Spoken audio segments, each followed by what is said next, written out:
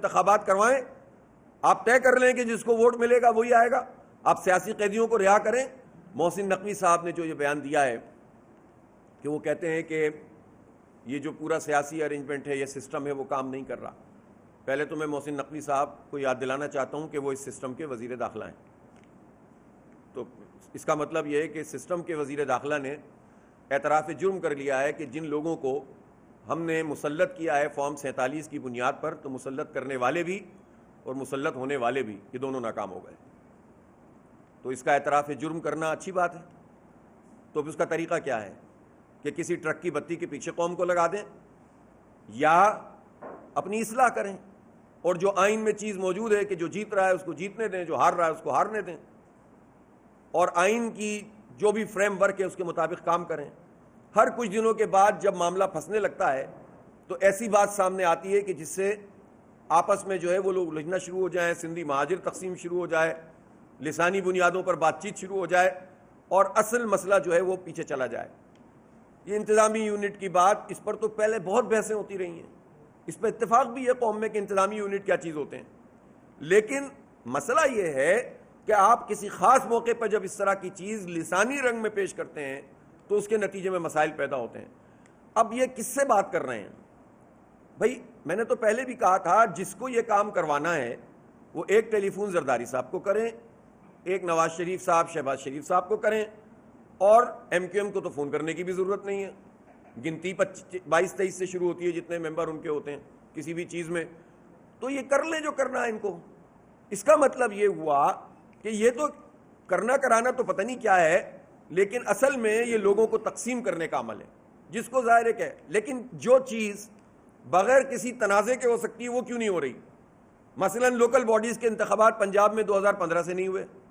جو ایکٹ وہ لے کر آئے ہیں وہ ایک بیکار غیر جمہوری قسم کا ایکٹ ہے. یہاں سندھ میں جو بلدیاتی الیکشن تھے وہ دھرنوں اور احتجاج اور نعروں اور گرفتاریوں اور پتہ نہیں کیا کیا کرنا پڑا, پھر بھی 4 مرتبہ ملتوی ہوئے تو ہوئے. یہاں کی جو حلقہ بندی ہوئی وہ غلط تھی, پھر بھی قبول کیا لوگوں نے کہ چلو یار. پھر جیت گئے تو جیتنے نہیں دیا. پھر میئر کراچی میں جماعت اسلامی کا بن رہا تھا, اس کا راستہ روک دیا. پھر اسی طرح سے جب آپ با اختیار نہیں بناتے, آپ نیچے پیسے ڈیولیوشن آف پاور نہیں کرتے, جو آئین میں موجود ہے اس پر عمل نہیں ہو رہا, جو موجود نہیں ہے اس کی بات کی جا رہی ہے, تو ظاہر سی بات ہے کہ اس کے نتیجے میں انتشار تو پیدا ہو سکتا ہے, کسی نتیجے پہ ہم نہیں پہنچ سکتے. اس لیے ہم یہ سمجھتے ہیں کہ اس کو متنازع بنا کر غلط لوگوں سے جو کام بھی کروایا جائے گا, جن کا مینڈیٹ ہی نہیں ہے, وہ کام پائیدار نہیں ہو سکتا. جن کا مینڈیٹ نہیں ہے وہ یہ کام کیا کر سکتے ہیں؟ جن کو 17 سیٹیں نہیں ملی ان کو پورا پاکستان دے دیا, پورا پنجاب دے دیا. کراچی میں بلاول صاحب آج کل ایک دوسرے کے خلاف نورا کشتی جو ہو رہی ہے پیپلز پارٹی اور نون لیگ کی, یہ نورا کشتی ہے. دونوں کے مشترکہ ووٹوں سے جس فارم 47 کا تذکرہ بلاول صاحب فرما رہے ہیں, اس فارم 47 کے ایم پی ایز اور ایم این ایز نے مل, ایم این ایز بھی دیتے ہیں نا ووٹ, زرداری صاحب کو صدر بنایا ہوا ہے. جس فارم 47 کی وہ بات کر رہے ہیں, تو ہم بھی فارم 45 جو ہم نے داخل کرائے ہوئے ہیں, اس وقت بہت سارے ٹریبونل ہیں جو کام نہیں کر رہے, جن کو کام کرنا چاہیے, اور خود بلاول صاحب فارم 45 ذرا پیش کر دیں اپنے ان 7 سیٹوں کے جو کراچی میں ان کو دی گئی ہیں, تو وہ تو خود فارم 47 کی پیداوار ہیں. ان کا میئر فارم 47, وہ فارم 13 ہوتا ہے لیکن چلیں اب 47 لوگ سمجھتے ہیں, اس کی پیداوار ہے. جب یہ سارے لوگ اسی سسٹم کو مضبوط کرنے والے ہوتے ہیں, تو جب ذرا سی حصے میں کمی آ جاتی تو چیخنا شروع کر دیتے ہیں. تو بھائی یہ قوم کے ساتھ کیا مذاق ہے؟ میں یہ بھی دیکھ رہا ہوں کہ بعض لوگ ایک مرتبہ پھر یہ بات کرنا شروع کر رہے ہیں کہ پیپلز پارٹی کا اور نون لیگ کا اور پی ٹی آئی کا اور فلاں کا کیا قصور ہے کہ یہ کراچی کا میئر تسلیم نہیں کرتے اور جعلی میئر لا کے بٹھا دیتے ہیں, اور کبھی یہ 2024 کے انتخاب میں فارم 47 کی بنیاد پر مسلط ہو جاتے ہیں. ان کا کوئی قصور نہیں ہے, ان کو معاف کر دو. نون لیگ ہے, پورا طرز عمل ان کا اسی طرح سے ہے. اسی طرح سے آپ ایم کیو ایم کا کیا تذکرہ کریں, بلکہ اس میں تو کوئی اور بھی ایسی جماعتیں ہیں. اب یہ جو پورا رجیم چینج ہوا تھا, اس میں ہم کیسے معاف کر دیں ان لوگوں کو جنہوں نے لوگوں کو خریدا تھا؟ یہ جو پورا پی ڈی ایم تھا, جس میں نون لیگ تھی, جس میں جے یو آئی تھی, جس میں پیپلز پارٹی تھی, جس میں ایم کیو ایم تھی, ان سب لوگوں کو کیسے معاف کر دیں جنہوں نے چلتے ہوئے نظام کو تلپٹ کیا تھا اور کہا ہم نے تو آئینی راستہ اختیار کیا ہے. انسانوں کی منڈی لگانا آئینی راستہ ہوتا ہے, بندوں کو خریدنا آئینی راستہ ہوتا ہے, ہارس ٹریڈنگ کرنا آئینی راستہ ہوتا ہے. ان سب نے مل کر رجیم چینج کیا. اب کہتے ہیں کہ مجھے اتنا حصہ ملنا چاہیے تھا, مجھے اتنا حصہ ملنا چاہیے تھا. اس لیے اب قوم تو ہر چیز کو دیکھ رہی ہے, اور اب ہمیں اس پر جانا پڑے گا کہ اپنے اس پورے نظام, آپ نظام کی تبدیلی کی بات کرتے ہیں, آپ فارم 45 کی بنیاد پر جوڈیشل کمیشن بنائیں اور جو جیتا ہے اس کو آنے دیں, سسٹم ٹھیک ہو جائے گا. آپ بلدیاتی اداروں کو با اختیار بنائیں, پیسے منتقل کریں, جو چیز آپ کے اختیار میں اسی کا آپ شکوہ کر رہے ہیں. آپ سسٹم کی تبدیلی کی بات کرتے ہیں, آپ بیوروکریسی کی مراحت کو کم کریں.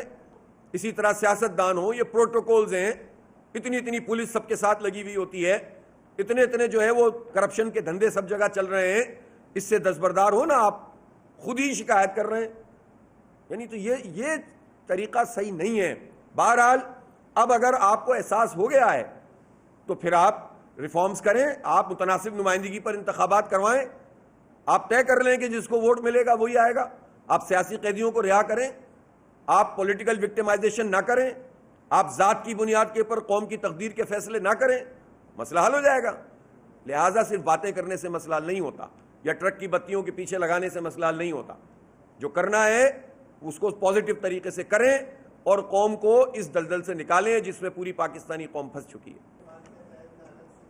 جو سسٹم اپنی جرم کا اعتراف کر رہا ہے کہ وہ نااہل بھی ہے اور غلط طریقے سے ہے, وہ وفاق میں دے دو, صوبے میں دے دو, تقسیم کر دو, 25 صوبے بنا دو, 50 صوبے بنا دو, کیا حاصل ہوگا؟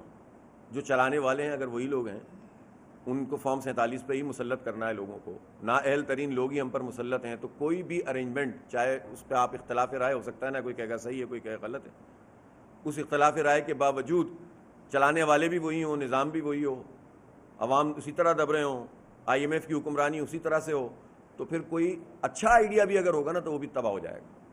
اس لیے یہ وقت اس موضوع کا نہیں ہے. اب میں آپ سے پوچھتا ہوں, آپ وفاق کے تحت دینے کی بات کرتے ہیں, K4 منصوبہ تو وفاق نے اپنے ذمہ لیا ہوا ہے نا پچھلے 10, 12, 15 سال سے, اور اس میں کئی وفاق تبدیل ہو گئے, جس میں نون لیگ بھی ہے, 2-3 دفعہ آئی ہے, پیپلز پارٹی بھی تھی, اور عمران خان صاحب بھی 3.5 سال رہے. اس وفاق نے آج تک یہ K4 منصوبہ مکمل نہیں کیا, اور یہ منصوبہ 650 ملین گیلن پر ڈے سے اب 260 ملین گیلن پر آ گیا, وہ بھی مکمل نہیں ہو رہا, اور وہ ہو بھی جائے گا تو آگے پانی کا کوئی انتظام نہیں ہے. ایک مثال. دوسری مثال وفاق کی ہے KCR, Karachi circular railway. Karachi circular railway پچھلے 20 سال سے اس کے 5-6 افتتاح ہو چکے ہیں. ہر حکومت کا وفاق کا بندہ آتا ہے, اس کا افتتاح کر دیتا ہے. اس نے کتنا جو ہے وہ کیا ہے. وفاق گرین لائن وفاق کا سبجیکٹ ہے, آج تک مکمل نہیں ہوئی نا, آپ دیکھیں ابھی تک مکمل نہیں ہوئی. تو وفاق کی بھی کراچی سے کوئی اس میں ایسا نہیں ہے. اصل مسئلہ یہ ہے کہ آپ میئر یہاں کا آنے نہیں دیا, سسٹم آپ نے ٹھیک نہیں ہے. کچرا اٹھانے کی رسپانسبلٹی بھی اگر UC کے چیئرمین اور ٹاؤن کے چیئرمین کی نہیں ہے, اور آپ نے اس کے لیے الگ اتھارٹی بنائی ہوئی ہے, سیوریج کا نظام بھی ان کے پاس ہے, سارا سسٹم تلپٹ ہوا ہے, تو کیسے یہ ساری چیزیں ٹھیک ہوں گی؟ اس لیے یہ باتیں کر کے الجھنیں تو پیدا ہو جاتی ہیں, مسئلہ حل نہیں ہوتا. تو جہاں جڑ ہے نا خرابی کی, اس کو درست کریں, سیاسی نظام کی اصلاح کریں, دستبردار ہوں مینورنگ, پولیٹیکل انجینئرنگ اور غیر آئینی حرکات سے. جو جیت رہا ہے اس کو جیتنے دیں, جو ہار رہا ہے اس کو ہارنے دیں, اور اگر اس ملک میں کنسنسس پیدا کریں تو متناسب نمائندگی پہ انتخابات کروائیں, اور اس پر اتفاق رائے اگر پارٹیاں بھی پیدا کر